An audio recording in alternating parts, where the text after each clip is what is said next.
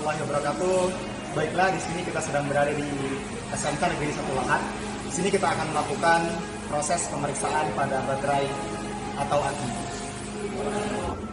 Oke, sebelum kita melakukan proses pemeriksaan pada baterai, kita harus ketahui dulu apa itu fungsi dari baterai itu sendiri. Jadi baterai adalah sebuah alat yang nantinya akan menghasilkan arus listrik berupa DC dari zat kimia menjadi energi listrik. Jadi fungsi baterai itu sendiri adalah sebagai sumber arus berupa arus DC atau direct current yang nantinya akan diteruskan ke sistem, salah satunya sistem starter, terus sistem kelistrikan seperti kelistrikan bodi, kemudian lampu dan lain sebagainya. Oke, baiklah, langsung saja kita lakukan proses pemeriksaan pada baterai atau aki. Oke, yang pertama, sebelum kita melakukan pemeriksaan yang lainnya, yang pertama kita harus melakukan proses pemeriksaan secara visual. Kita harus melihat dulu kotak dari baterai itu sendiri, apakah terjadi pecahan. Karena ketika sudah terjadi pecahan, itu baterai akhirnya tidak bisa digunakan. Itu yang pertama. Kemudian yang kedua, kita melakukan proses pengecekan tegangan baterai. Nah, di sini kita ada alat yang namanya multimeter. Jadi di sini kita akan melakukan pemeriksaannya menggunakan multimeter.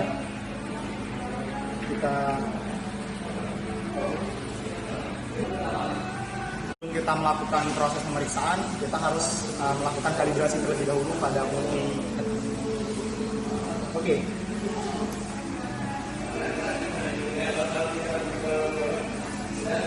Sebelum kita melakukan pengukuran, kita lanjutkan melakukan proses kalibrasi terlebih dahulu pada multimeter. Kita arahkan selektor ke arah ohm atau tahanan. Kita lakukan ketika jarum sudah menunjukkan angka 0, itu artinya kalibrasi sudah berhasil. Nah, selanjutnya kita arahkan selektor itu ke arah 50. Nah, langsung kita lakukan proses pengukuran, yang mana kabel hitam kita hubungkan dengan kutub baterai negatif dan kabel merah kita hubungkan dengan kutub baterai positif. Baik, kita bisa baca hasilnya. Setelah dilakukan pengukuran, ternyata didapat hasil sekitar 5 volt. Artinya baterai ini perlu dilakukan proses charging atau pengecasan. Oke. Baiklah, tahap selanjutnya adalah proses pengecekan baterai secara visual.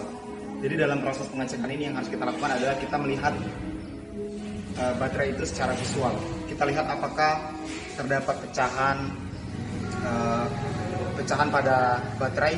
Karena ketika terdapat pecahan yang sudah parah, artinya baterai tidak harus dilakukan pengecekan yang lainnya, tetapi baterai sudah tidak bisa digunakan. Nah, setelah kita melakukan pengecekan secara visual, kita akan melakukan pengecekan massa jenis dari baterai itu sendiri, yaitu menggunakan hidrometer. Nah, cara penggunaannya sangat mudah sekali. Kita cukup masukkan ke dalam setiap sel, kemudian kita hanya cukup menekan bagian ini.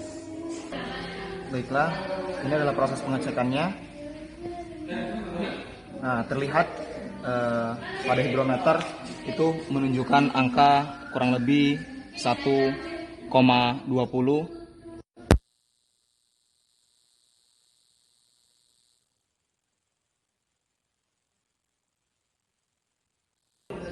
Artinya, ketika di sini menunjukkan berwarna merah, kita perlu melakukan proses charging atau penambahan juga menggunakan air aki.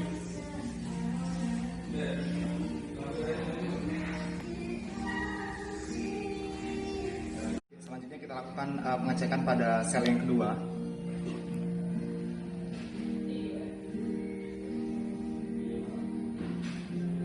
Baiklah, pada indikator menunjukkan angka 1,25 dan berwarna putih, artinya cukup dilakukan charging, dan jikalau disarankan untuk melakukan penambahan menggunakan air hujan.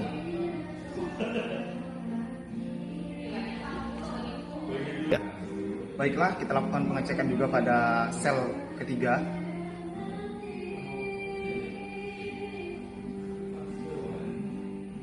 Oke, pada hidrometer menunjukkan angka 1,25. Artinya juga pada cukup dilakukan pengecasan dan penambahan menggunakan air hujan. Nah, untuk pengecekan pada sel-sel selanjutnya itu menggunakan tahap yang sama. Kita cukup melihat apakah menunjukkan pada indikator merah, putih, ataupun hijau. Nah, setelah kita lakukan pengecekan kepada 3 sel ini, artinya pada sel pertama itu harus dilakukan proses penambahan menggunakan air aki, sedangkan sel kedua dan ketiga cukup dilakukan proses penambahan menggunakan air hujan. Baiklah, selanjutnya setelah kita menggunakan hidrometer, proses pengukuran, selanjutnya kita melakukan pengecekan secara visual. Karena dua tahapan ini juga penting untuk kita lakukan. Nah, kita cek di sini ada batas level maksimal dan level minimal. Nah, yang baik itu adalah jumlah air baterainya itu di tengah-tengah antara batas maksimal dan batas minimal. Kenapa? Karena ketika proses baterai ini bekerja, maka akan timbul panas, sehingga nantinya ketika terlalu over atau melebihi batas maksimal, maka akan keluar kerak-kerak putih seperti yang sering kita lihat pada baterai. Nah, terlihat pada sel pertama ini menunjukkan bahwa jumlah air baterai itu sendiri kurang, dan seperti setelah kita lakukan pengukuran juga perlu dilakukan penambahan. Baiklah, kita lakukan pengecekan pada air aki ini. Oke, terlihat pada sel pertama ini kurang, maka kita lakukan penambahan sesuai dengan pengecekan pada hidrometer, yaitu penambahan air aki. Ini merupakan proses penambahan air akinya. Oke, perhatikan juga dalam proses penambahannya jangan sampai melebihi batas. Oke.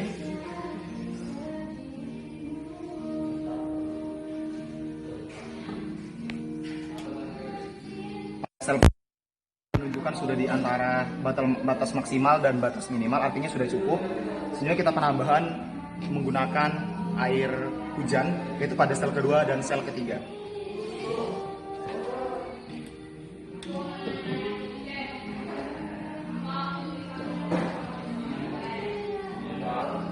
Ini adalah proses penambahannya.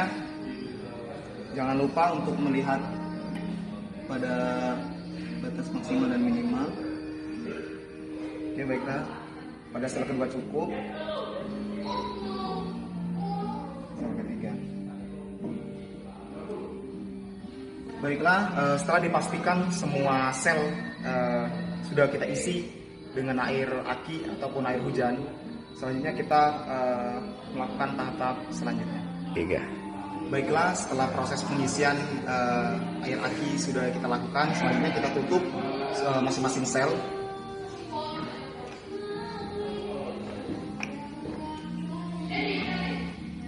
Oke, kita kencangkan.